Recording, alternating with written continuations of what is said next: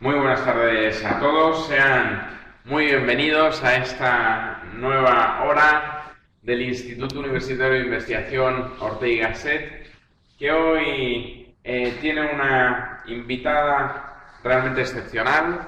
Tenemos a Ana Santos Aramburu con nosotros, es directora de la Biblioteca Nacional desde 2013, si no recuerdo mal, pero Ana es desde luego una directora que está dejando el pabellón altísimo, como todos los que hemos seguido la historia de la institución, pero añadiré más, lo ha sido todo en los archivos españoles y desde luego madrileños y muy especialmente de la Universidad Complutense de Madrid en el último medio siglo, diría yo, porque desde 1980, si yo no recuerdo mal, está muy vinculada a la Universidad Complutense fundamentalmente, aunque ella se licenció en Zaragoza, si no recuerdo mal, y dirigió, ¿no?, el archivo y la biblioteca de la Complutense de Madrid, que además hoy el boletín de la universidad ha publicado su nombramiento como patrona de la Fundación de la Complutense. Este instituto es adscrito a la Complutense y, por tanto,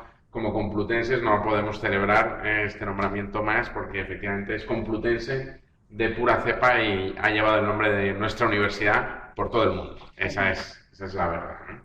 Y Ana nos va a hablar de los contenidos de la web, Fuentes para la Historia, porque además siempre viene a esta su casa, a esta tribuna, ya estuvo con nosotros durante la pandemia en la hora de la Ortega, hablando de cómo la biblioteca se había adaptado a la situación y a la coyuntura de la digitalización masiva a la que nos vimos abocados todos a partir de hoy, bueno, hoy y 2 días más, ¿no?, hace un año exactamente, y regresa para seguir reflexionando sobre este desafío digital y cómo, digamos, en términos de la historia, las fuentes digitales son absolutamente fundamentales.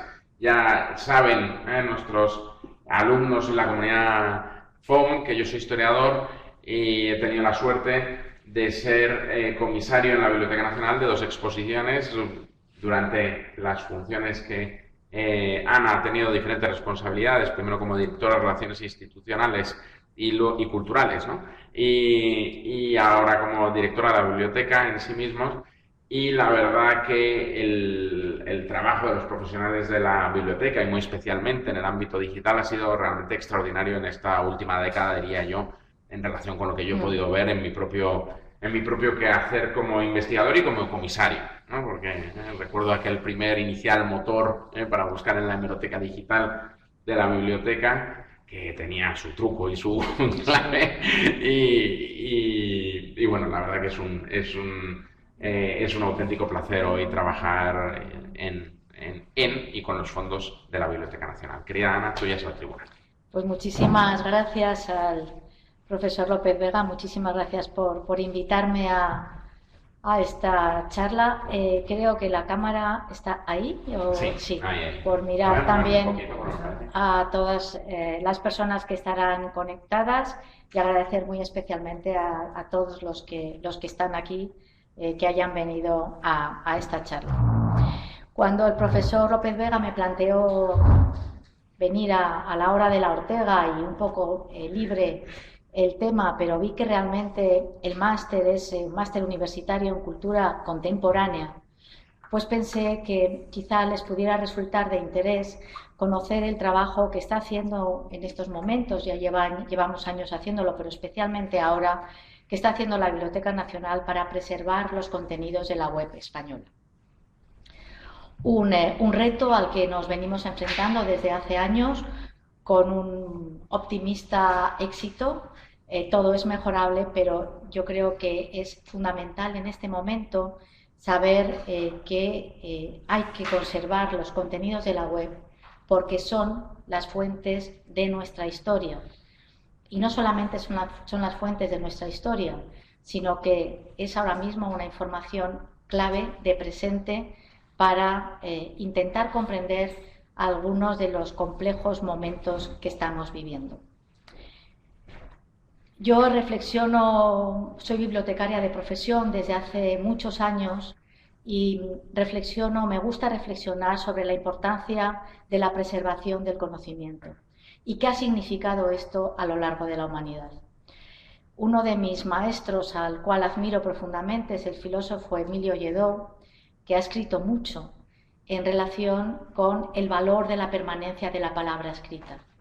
Él siempre dice que desde que el ser humano empezó a pensar y por lo tanto tuvo capacidad de generar algo en su mente, quiso dejarlo en algún tipo de soporte. Y es cierto. Primero fueron muestras, marcas en piedras, en troncos, en pieles, para poder ilustrar o documentar las transacciones comerciales. Pero en el momento que el alfabeto se inventa, esa capacidad de componer palabras y por lo tanto de definir conceptos ha acompañado obsesivamente al ser humano a lo largo de toda la vida. Esto ha sido clave para la evolución del ser humano. Sabemos que si este conocimiento a lo largo de miles de años de historia no se hubiera conservado y sobre todo no se hubiera transmitido y por lo tanto no se hubiera conocido de generación en generación, hoy nuestra sociedad sería distinta. Los lugares en los cuales este conocimiento, esta capacidad de creación y estas ideas se conservan son obviamente las bibliotecas. Y la historia de las bibliotecas no ha sido otra más que una permanente adaptación a los distintos soportes en los cuales este conocimiento, estas ideas, ha sido capaz de fijarse. No voy a hablar de esto porque es una historia muy larga, pero solamente decirles que en cualquier biblioteca no solamente se guardan libros y revistas, es decir, soporte papel, sino también se guardan discos, se guardan películas, se guardan cilindros de cera antiguos, que son los primeros soportes de sonido, se guardan los DVDs últimos y también los contenidos de la web, como decía al principio. Esta permanente idea y convencimiento de que la adaptación al soporte del conocimiento en cada momento de la historia es la clave de la evolución del ser humano. Traigo aquí una cita de Ortega en la conferencia que dio en el Congreso Internacional de Bibliotecarios y que luego se publicó junto a otros textos bajo el título Misión del Bibliotecario, que resume muy bien esta idea.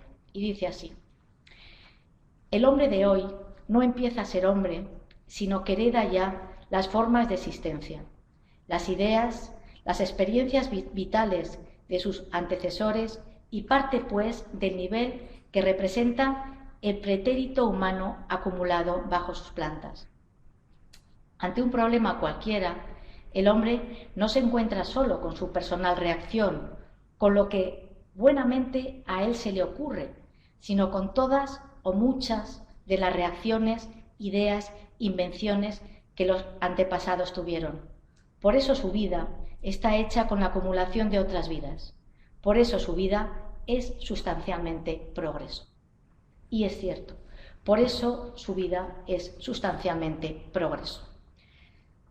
Muchas veces pensamos cómo sería hoy nuestra sociedad si todos los textos que se han generado a lo largo de la historia hubieran permanecido, hubieran llegado hasta nosotros y en algún momento determinado hubiera sido la humanidad capaz de leerlos y capaz de llegar a ellos.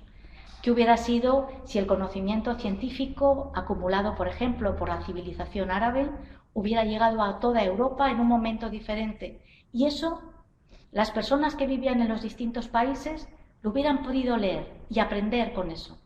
¿Qué hubiera sido nuestra sociedad hoy? Seguramente distinta, pero también seguramente mejor. Y hoy tenemos Internet, no nos olvidemos. Desde que los países empezaron a ser conscientes, a medida que avanzaron y evolucionaron, empezaron a ser conscientes de la necesidad de conservar estos conocimientos, se crearon las bibliotecas nacionales, que no son más que esas instituciones en los diferentes países que reciben por ley, por la ley de depósito legal, todo lo que en un país se genera, se edita, se produce en cualquier tipo de soporte. El valor de estas bibliotecas, de estas instituciones, de alguna manera marca el valor del conocimiento y la capacidad de creación que un país ha sido capaz de generar.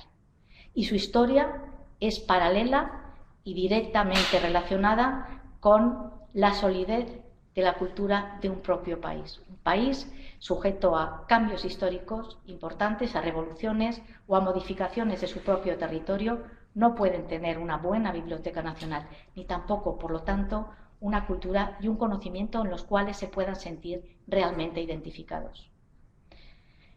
Los países que no la tienen, cuando pueden fundarla, se la inventan y son capaces de invertir, estoy pensando en Estados Unidos, por ejemplo, capaces de invertir cantidades millonarias en comprar aquellos ejemplares que en algún momento se repartieron por el mundo y no han sido capaces de tener, no fueron capaces de retener.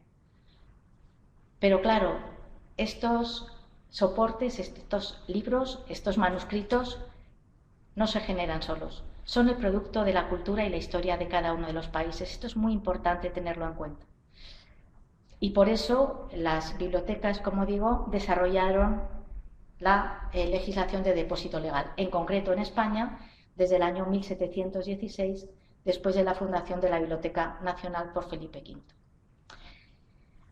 ¿Pero qué conservan las bibliotecas nacionales? ¿Conservan todo lo que en un país se produce o se genera en soporte físico? Todo, evidentemente, es imposible, pero casi todo sí. La Biblioteca Nacional de España, en concreto, recibe cada año más de 600.000 ejemplares cada año de libros, revistas, periódicos, discos, mapas, en fin, toda clase de soportes del conocimiento, más de 600.000 cada año. Pero la evolución de la industria cultural es compleja y es caprichosa y va cambiando. Y ahora sabemos que el conocimiento en el que la creación se fija ya no es estable, se fija en Internet. Y no solamente no es un soporte estable, sino que incluso la misma manera de generar y producir ese conocimiento o de generar cultura tampoco es el mismo. Ya no estamos hablando solamente de un pensador que en su cuarto, con sus libros y sus fuentes encima de la mesa, crea un nuevo texto.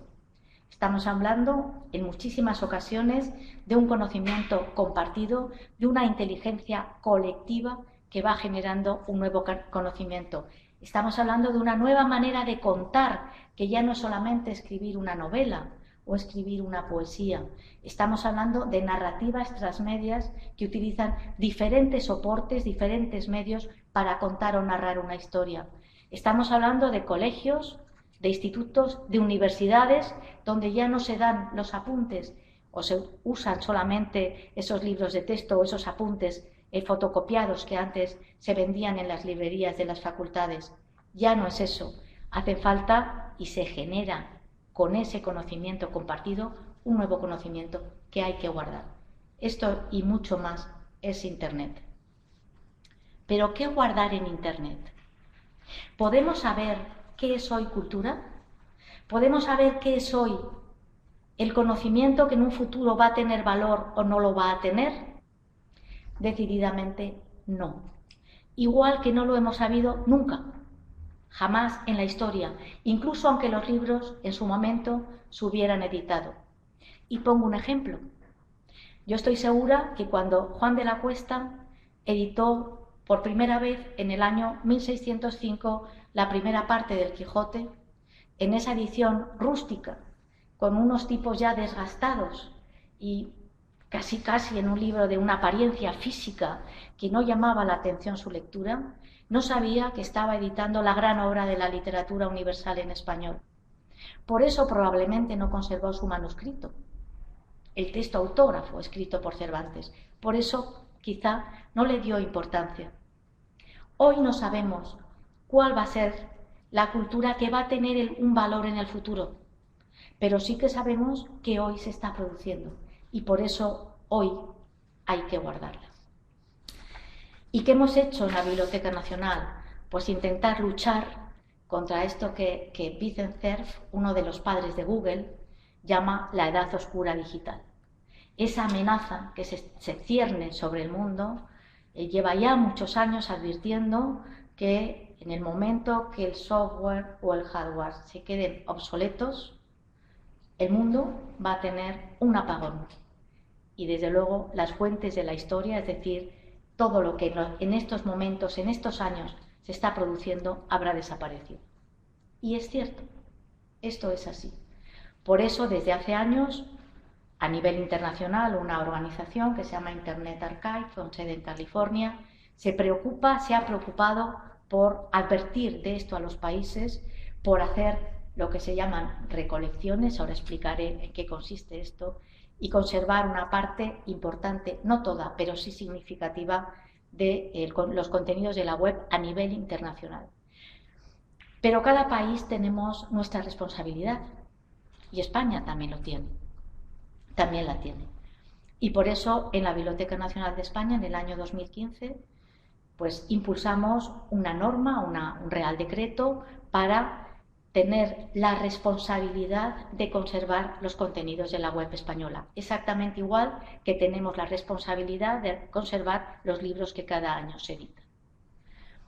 Esto es una nueva manera de trabajar que desde luego a nosotros nos ha supuesto un reto tremendo, no solamente tecnológico, es decir, de inversión pura y dura, sino también fundamentalmente de conocimiento.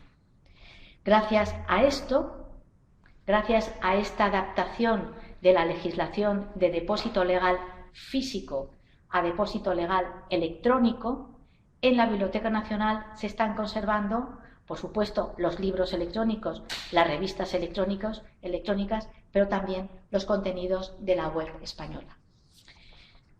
¿Qué es lo que guardamos en el archivo de la web española? Obviamente todo no, pero hay que guardar algo. Hay que guardar algún tipo de información, con algún tipo de criterio. Y se hacen distintos tipos de recolecciones. Recolección es la traducción de harvest en inglés, que es recolectar, y bueno, pues es la traducción de la palabra inglesa. Realmente esto viene porque lo que se lanzan son semillas en los distintos servidores a donde se dirige un robot que llega allí, una vez programado, y dice: soy la Biblioteca Nacional de España, estoy aquí en virtud del Real Decreto tal, y tengo permiso para llevarme el contenido de tu web. Y se lo lleva. Y está en la Biblioteca Nacional. ¿Y qué es lo que hacemos? Pues al menos una recolección masiva de dominio.es cada año. El dominio.es, al igual que todos los dominios, crece de manera exponencial. Crece aproximadamente en torno a un 160% cada año de URLs de dominio.es.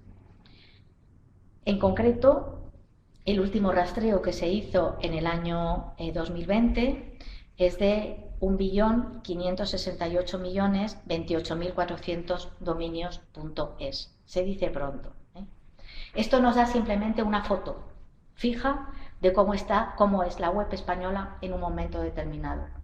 Pero se guardan muchas cosas. Es una foto casi sociológica de la sociedad española en ese momento, ¿no? Pero también hacemos recolecciones temáticas en relación a temas que tienen que ver con un momento, con un tiempo, con el tiempo actual que estamos viviendo. ¿Qué nos preocupa en este momento? ¿Qué es lo que está generando mayor información y circula mayor información por la red? Pues, por ejemplo, medio ambiente, tolerancia, convivencia, temas de valores, tema de feminismo, en fin, temas que son claves en este momento de la historia y que lo van a seguir siendo en el futuro, y por eso hay que guardar esas fuentes. Por supuesto, también toda la prensa nacional y la prensa autonómica y todas las televisiones nacionales y autonómicas. Hacemos también otra recolección específica de movimiento feminista, porque son los años en los que esto empezaba a crecer y ya es imparable, ¿no? Bueno, pues simplemente decirles que solo de movimiento feminista hay 1,4 terabytes de información comprimida, solo de tema feminista. Evidentemente, quien quiera estudiar en el futuro qué ha ocurrido, qué ocurrió en los años 2000, 2010, quizá un poco antes, en relación con el movimiento feminista, tendrá que ir a estas fuentes de Internet. Pero también hacemos recolecciones de evento. Es decir, cada vez que en España ocurre algo, lanzamos los robots. ¿Y cuáles hemos hecho? Pues en relación con los acontecimientos más importantes de la historia de España en los últimos años. La abdicación de Juan Carlos I, la muerte de Adolfo Suárez, por supuesto todos los procesos políticos, nacionales, autonómicos y locales, incluso los europeos.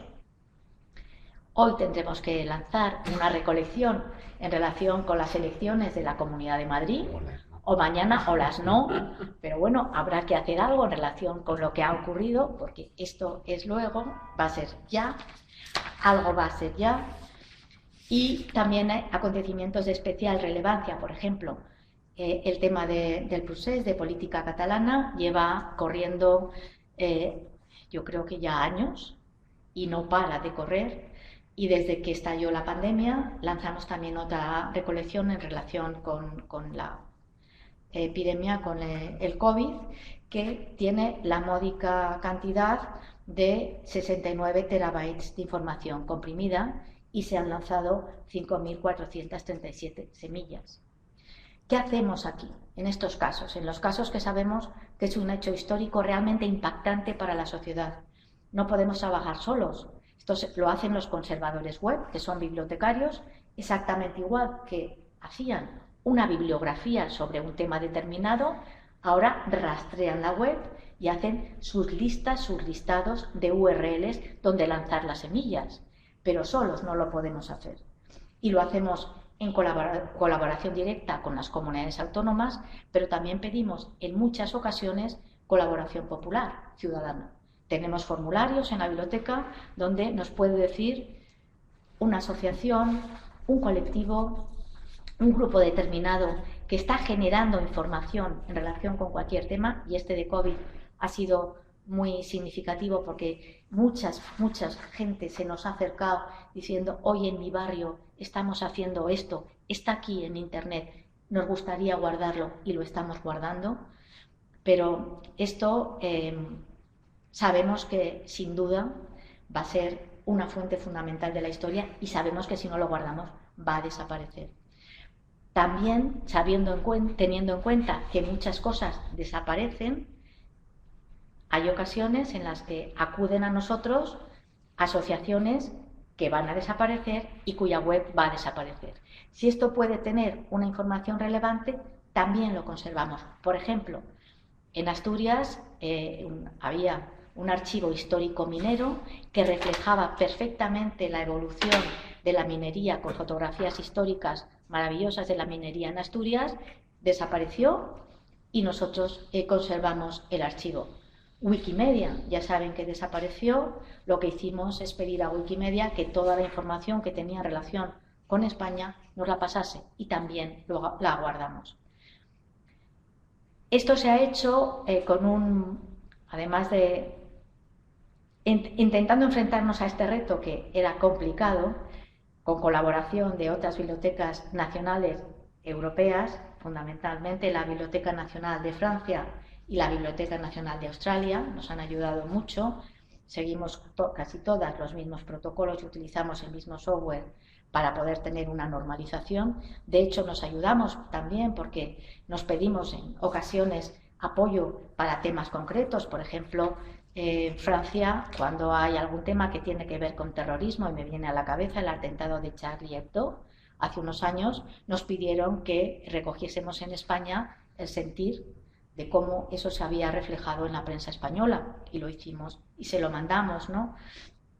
Sabemos que no lo podemos hacer solos, pero dentro de España, y aunque son competencias transferidas a las comunidades autónomas, esto es importante tenerlo en cuenta, son también competencias de la Biblioteca Nacional de España.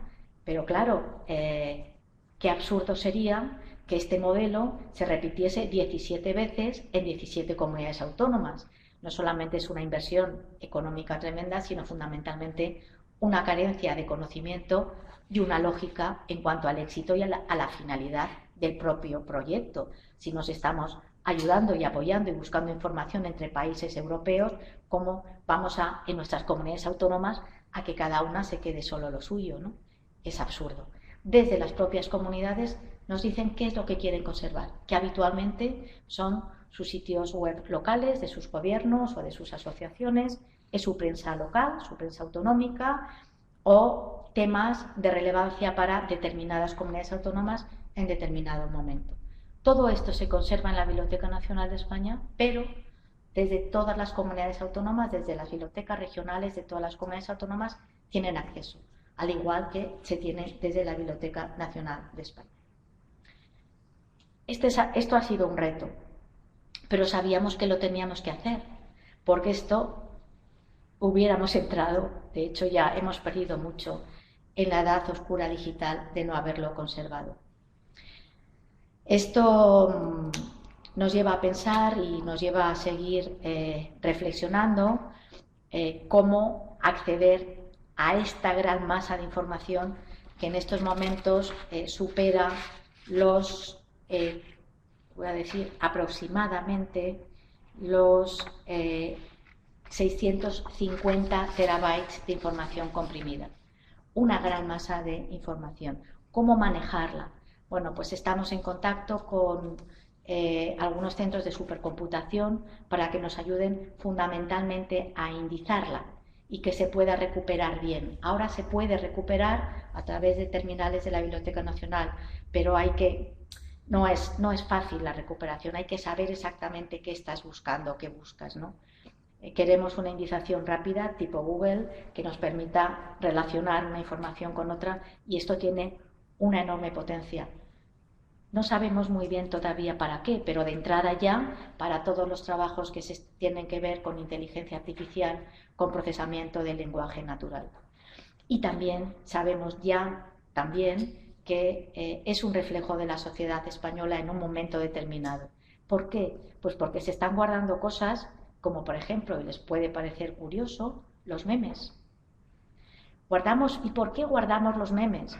Pues porque ¿qué papel tuvo la estampa satírica en la historia de España en el siglo XVIII, en el siglo XIX, en la prensa del XIX? ¿Qué papel tuvo la estampa satírica? Bueno, un papel que hoy las estampas satíricas se utilizan en las exposiciones y se utilizan como fuentes de la historia. ¿Un meme no es una estampa satírica del siglo XXI? Pues quizás sí, ¿no? Por si acaso la vamos a guardar. Decimos, y esto se ha hablado mucho y se habla continuamente, que la invención de la imprenta fue una gran revolución. Y sin duda lo fue. Cambió el concepto de difusión del conocimiento al posibilitar la multiplicación de los textos y, sobre todo, facilitar que pudieran llegar a muchas más personas. Pero cuando se habla de la gran revolución que es la imprenta, pienso que todavía no tenemos suficiente perspectiva histórica como para poder analizar, no sé cómo llamarle, porque ya no es ni una revolución, es un cataclismo, es un tsunami, es lo que queramos llamar que está suponiendo Internet. No tenemos perspectiva histórica.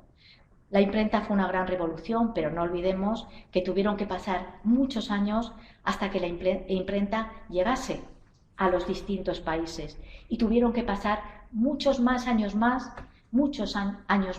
hasta que ese contenido en los libros pudiera llegar a la gran masa, porque la mayoría de la población era analfabeta. Por supuesto que supuso un avance importante en el crecimiento económico, social, por supuesto en la educación, pero esto es imparable y es tremendo. Y hay que saberlo para ser capaces, para que todos seamos capaces de poderlo asimilar. Sabemos que hoy la sociedad en la que vivimos hoy y desde hace años piensa, crea y cuenta de manera muy distinta y por lo tanto también aprende de manera muy distinta. Y esas fuentes que generan ese pensamiento, esa creación, esa manera de contarlo y luego esa manera de aprender, están muchas de ellas solamente en Internet. Yo, cuando he estado preparando estas palabras, me preguntaba Antonio si hoy Ortega y Gasset y Gregorio Marañón fuesen dos jóvenes comprometidos, intelectuales, con enorme curiosidad, con ganas de cambiar su mundo, con un deseo de hacer las cosas de otra manera, y estuvieran viviendo en el año 2020-2021. ¿Tendrían un blog? ¿Tendrían perfiles en Twitter? ¿Tendrían sus listas de discusión o generarían su conocimiento compartido con otros colegas? ¿Harían debates que solamente se pudiesen ver o guardar solo en Internet? Estoy absolutamente segura que sí, que sería así. Serían jóvenes de su tiempo. Y si eso no se guardase, se hubiera perdido. Con lo cual, reflexionemos sobre esto, sobre lo importante que es garantizar la preservación de estos conocimientos, estas ideas, este pensamiento que solamente está en Internet y que además desaparece con una rapidez que no nos lo podemos ni imaginar. Y ya para terminar, traigo una cita que me pareció muy bonita de Gregorio Marañón, que aprovechando que el profesor López Vega fue el comisario de la exposición que hicimos en la Biblioteca Nacional, la recordarás, Antonio, seguro que te acuerdas. La recoge el texto Una generación y un hombre, que es el prólogo del libro de Salvador Pascual, y la escribió Gregorio Marañón pensando en su generación y en la generación del 98. Ojo. Dice así: generaciones ambas de crisis, de renovación universal irreprimible, y por esto generaciones en el fondo doloridas, porque hemos visto claro el porvenir y no nos ha sido dado todavía el lograrlo. Es cierto, así fue. No lo lograron, pero estoy segura que otros lo lograron después, gracias al legado de humanismo y progreso que fueron capaces de dejarnos. Este legado de humanismo y progreso, quizá con otros nombres, pero este legado de ideas que hoy se contienen en Internet, hay que dejarlo, porque posiblemente esta generación de jóvenes no les ha sido dado alcanzar el porvenir, pero lo que ellos también nos están dejando como ejemplo, muchos de ellos, seguro que les sirva a las generaciones futuras. Y esto es lo que hay que guardar. Y nada más. Muchas gracias.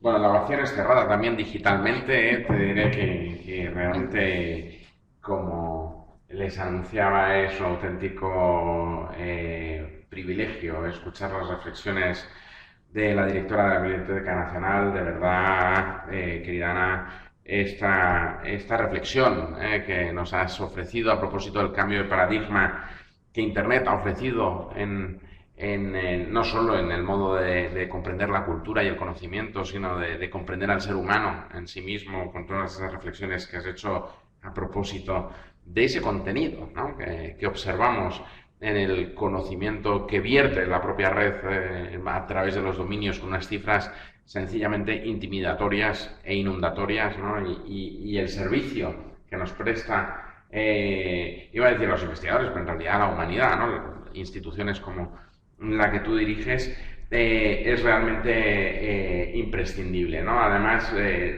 hombre, los que habitualmente participamos, porque no me gusta el término de empleamos o utilizamos, sino participamos de la actividad de la Biblioteca Nacional, sabemos bien que es una biblioteca hoy en vanguardia, abierta, que se transforma y se comunica y se dialoga con el mundo que le rodea, con su circunstancia, en términos orteguianos, con esas bellísimas reflexiones y apelaciones que has hecho al propio pensamiento de nuestros dos titulares y que de corazón te agradecemos por cuanto significan también en boca de la directora de la Biblioteca Nacional. Y fíjate, entronco con la primera pregunta. Tenemos ya varias preguntas en nuestro chat compartido, que has hecho referencia a la colaboración, ¿no?, de la Biblioteca Nacional con otras instituciones análogas como la francesa o la australiana. Sabes que esta es una casa de pensamiento y de cultura y de ciencia en español, con sedes, alumnos, familia orteguiana marañoniana, a ambos lados del Atlántico. Y ya nos ha llegado, la primera pregunta era muy evidente, ¿no? Yo había anotado aquí, cultura compartida en español, y Giovanni Mansilla, un colombiano que hace el doctorado en nuestro doctorado en Gobierno y Economía con la Universidad Internacional de Pelayo, pregunta cómo funciona esa colaboración también con las bibliotecas latinoamericanas, con las universidades latinoamericanas, cómo se fomenta esa idea de pensar compartidamente a ambos lados del Atlántico. Pues tenemos mucha colaboración porque todas las bibliotecas nacionales iberoamericanas formamos una red que se llama ABINIA, Asociación de Bibliotecas Nacionales Iberoamericanas, que además, bueno, tiene ya una larga trayectoria, y compartimos conocimiento, nos ayudamos lo que podemos, y en concreto yo le recomiendo que entre en la Biblioteca Digital de Patrimonio Iberoamericano, porque lo recomiendo a todo el mundo porque le va a gustar. Participan 17 países iberoamericanos a través de las colecciones digitalizadas de sus bibliotecas nacionales, y les va a gustar mucho ver cómo compartimos dentro de nuestras diferencias todos, pero un patrimonio común que nos une, ¿no? Y que es patrimonio de todos, porque, bueno, no tengo aquí el dato exacto, pero si no recuerdo mal deben ser en torno a unos 400 y pico mil títulos digitalizados de 17 países, ¿no?, de 17 bibliotecas nacionales. Y es hermoso ver cómo autores como Rubén Darío, por ejemplo, está representado en todas, ¿no? Y todos sentimos que es parte de nuestra vida y de nuestra cultura.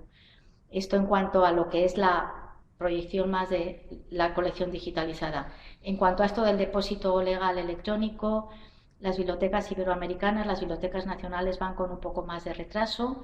Tuvimos contacto hace unos años, o hace poco, no mucho, con la Biblioteca Nacional de Chile, que era la biblioteca que estaba un poquito más avanzada, pero me parece que no han hecho muchos avances. Ahí es un tema que es complejo y hay que ver. Esto también depende mucho de las políticas públicas de los distintos países, y que sean conscientes que estos contenidos hay que guardarlos, hay que guardar el contenido de los países. Esto, pues claro, todavía en muchos sitios no se hace. Internet Archive ayuda. A nosotros nos estuvo ayudando unos años hasta que lo pudimos traer a España, y lo hace, es un servicio que presta y lo puede hacer. O sea que quien quiera entrar en Internet Archive tiene muy buena web y puede encontrar allí mucha información. Hablabas de los avances, a veces mayores, a veces menores, ¿no?, en esta colaboración. Claro, no son tiempos fáciles, es evidente. Y en este sentido yo quiero poner en valor algo sobre lo que has pasado muy tangencialmente, porque no era el tema de la conversación hoy, pero que nuestros alumnos y desde luego toda la comunidad Ortega Marañón, que de una u otra manera ha estado en España antes, durante o después, ha podido disfrutar, ¿no? Y creo que estos últimos años, y muy especialmente en tiempos de pandemia, ha sido especialmente relevante de la propia biblioteca, y es cómo ha mantenido sus actividades culturales, las exposiciones muy particularmente, a lo largo de este tiempo. Algunas han sido sencillamente memorables. Nuestros alumnos han ido a la de Delibes, a Azaña no hace mucho, frecuentan la sala de lectura de la Biblioteca Nacional, que es vecina de nuestra sede, y por tanto, o mejor dicho, nosotros somos vecinos de vuestra sede, porque por dimensión, tamaño, y además somos hijos pequeñitos de la casa madre. Pero efectivamente nuestros alumnos han ido, y yo supongo que ahora también hay una cierta restricción, por motivos obvios, a las visitas esas que organizasteis y que habéis organizado durante los últimos años para ver también las diferentes salas de conservación, que es verdaderamente impresionante ver el trabajo que se hace en una institución como la Biblioteca Nacional de España para conservación de manuscritos, papiros y demás. No sé si nos puedes decir algo. Sí, bueno, una pena lo de las visitas, obviamente, porque no, por motivos sanitarios no están permitidas, pero en cuanto podamos vamos a volver a reanudarlas. Ahora estamos preparando una visita virtual, pero no es lo mismo que poderlo ver allí. Y has tocado un tema que es muy importante, que es justo la clave de lo que quería decir, ¿no? Que es el tema de la preservación. Es un tema muy difícil porque no solamente hay que preservar los materiales que son sensibles, obviamente, especialmente, sino que también hay que saber que determinados materiales que hay que preservar, además de su sensibilidad, pues incluso desaparecen los soportes de lectura. Y estoy pensando por ejemplo, en las cintas de cassette. ¿Os acordáis? Ellos no saben. Ellos no sabéis lo que son, pero era la música que yo escuchaba cuando era joven. Tú menos, Antonio. No, yo también. Pero vamos, esto ya nosotros conservamos soportes, es decir, aparatos para poder leer esos soportes. Los rollos de pianola, también tenemos rollos de pianola. Los cilindros de cera, que son el primer soporte del sonido. También hay aparatos para poder leer aquello, ¿no? Esa preservación, que es en sí misma muy frágil, tiene muchísima complejidad, porque además lo que queremos y lo que estamos haciendo últimamente es digitalizar todo aquello. Y ya se puede escuchar este sonido digital a través de la Biblioteca Digital Hispánica. Y se puede escuchar perfectamente, directamente, porque además están en dominio público, vinilos, discos de rollos de pianola, discos de cera. Se puede escuchar un sonido que si el soporte desaparece ya sabemos que está digitalizado y que se va a conservar. Ahora tenemos el reto de digitalizar las cassettes, que se llaman incluso ahora música de gasolinera, porque era la música que en un momento determinado todo el mundo se compraba en una gasolinera y se ponía en el coche, ¡chin!, que era, claro, no lo podéis entender porque ha evolucionado mucho la tecnología, pero era lo que antes se escuchaba. Esto desaparece enseguida, ¿no? Desaparece si no se digitaliza. Entonces es el gran tema de la preservación. Y obviamente el gran reto es el tema de la preservación digital.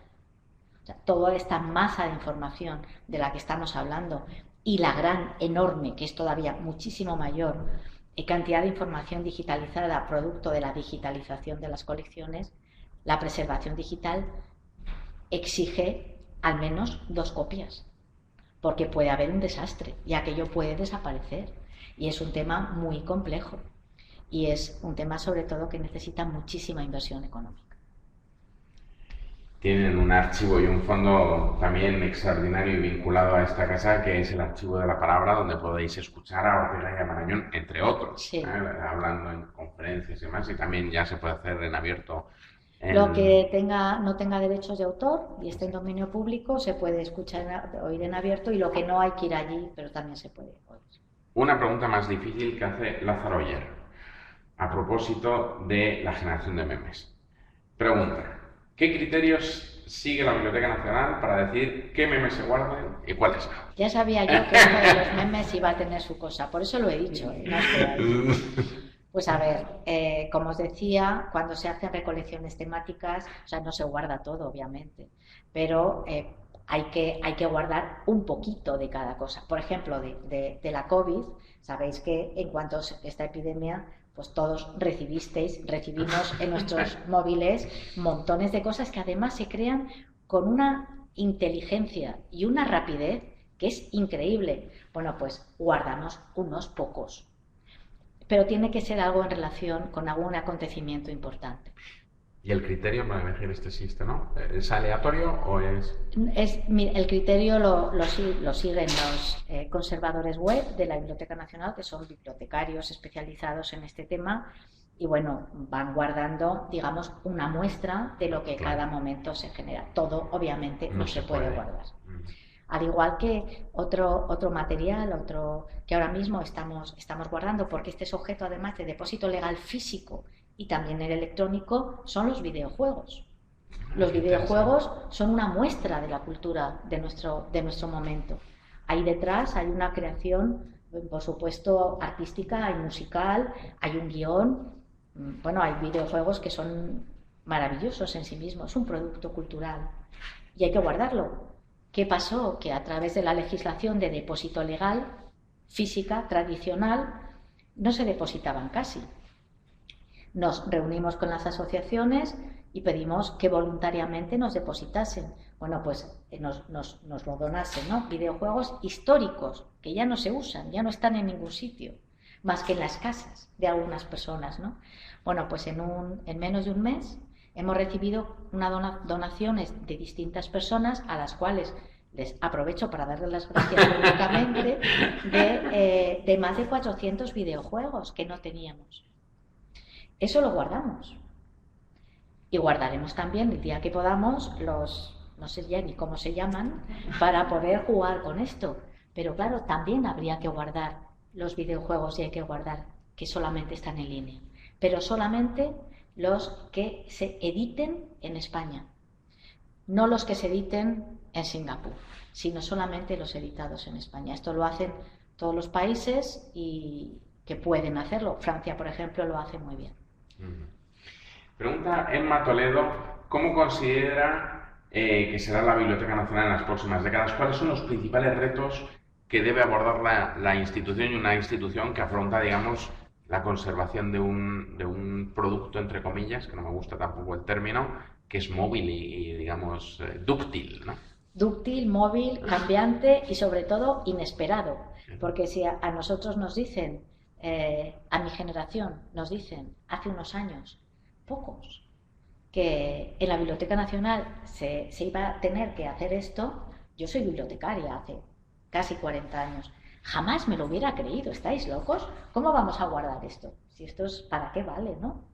Bueno, el mayor reto que tiene la Biblioteca Nacional y todas las bibliotecas nacionales es la adaptación al momento, la adaptación al entorno y la agilidad suficiente y la capacidad para poder conservar todo lo más que se pueda, pensando que en algún momento puede ser cultura, porque sabemos que lo que no se conserve se va a perder. Hay que tener en cuenta también otra cosa que es importante, que es en relación a lo que es la publicación electrónica en sí misma, las revistas electrónicas y el libro electrónico. Cuando tú compras un libro electrónico, compras una revista, compras una licencia de uso. Estás comprando licencias de utilización. ¿Esto dónde se va a guardar? Si no existiese el depósito legal, es decir, una biblioteca nacional, esto desaparecería. Con lo cual, el mayor reto es la adaptación a la conservación y la transmisión de los soportes del conocimiento. Pregunta interesante, bueno, todas son interesantes, pero pregunta Miguel García. Dice, en mi organización, no dice cuál es, hicimos una exposición en formato digital sobre urbanismo en España. Está guardado en un USB. ¿Es un material para estar guardado en la Biblioteca Nacional? ¿Cuál sería el procedimiento para hacerla llegar si es que no está? Porque yo creo que él está presuponiendo que no está y habría que ver si está o no está. No sabemos si está o no está, pero en principio los USBs no los recibimos porque si no todo el mundo nos querría traer el USB de la primera comunión de su niño o lo que sea, ¿no? Cualquier cosa.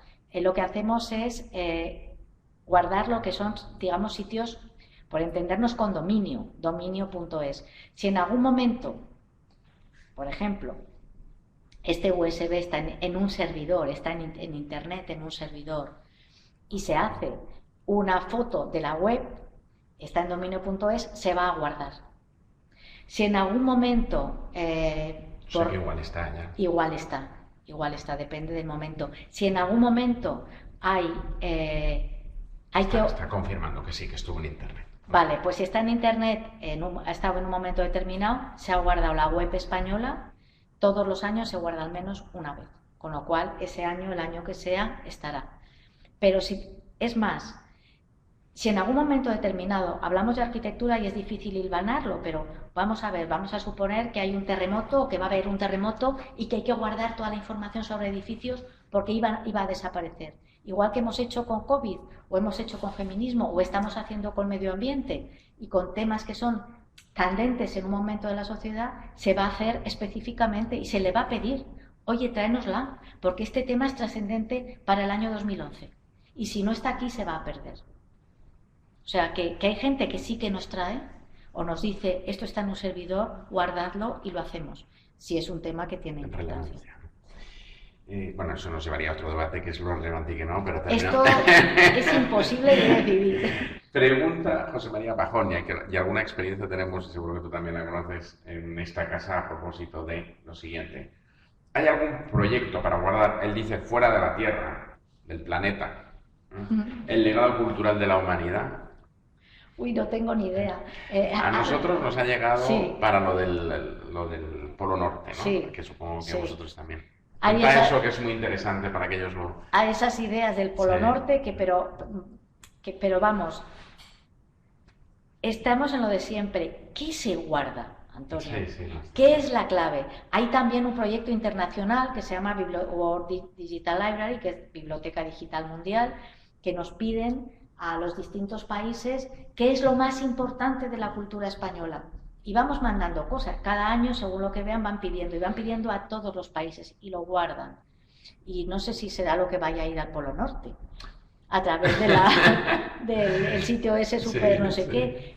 Pero, ¿es esto lo más importante? Es que no lo podemos saber. Sí, es muy relativo. Es muy relativo. Es difícil. Yo confío, porque ha pasado a lo largo de miles de años, confío en que la humanidad es consciente que esto hay que guardarlo y que, bueno, pues puede haber incendios y desastres como pasó en Alejandría y en otras bibliotecas, guerras, por ejemplo, acordémonos, pero luego las cosas se van conservando. Todo no, pero... Quisiera que dedicáramos los últimos minutos, porque ya llegamos al final de la hora del Instituto Ortega y Gasset, ya Gregorio Marañón, por cierto, que lo hemos aprobado en el último patronato, o sea que ya es Fundación Ortega Marañón, Instituto Ortega Marañón.